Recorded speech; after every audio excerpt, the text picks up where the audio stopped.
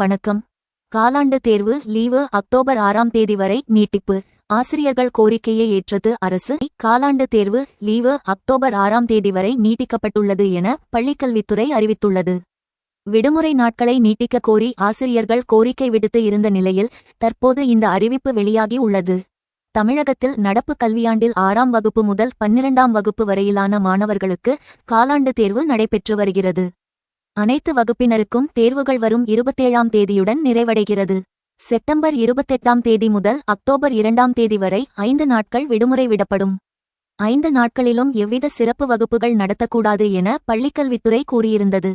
ஆசிரியர்கள் விடுமுறை நாட்கள் போதுமானதாக இல்லை, விடைத்தாள் திருத்தம், மதிப்பீடு, அலுவலக வேலைகள் என கூடுதல் பணிகள் உள்ளதால் விடுமுறையை நீட்டிக்க கோரிக்கை விடுத்து இருந்தனர்.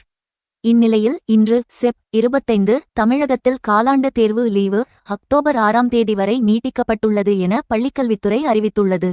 அக்டோபர் 3ஆம் தேதி பள்ளிகள் திறக்கப்படும் என அறிவித்திருந்த நிலையில் தற்போது 7ஆம் தேதிக்கு மாற்றப்பட்டுள்ளது. செய்தியை கேட்டதற்கு நன்றி.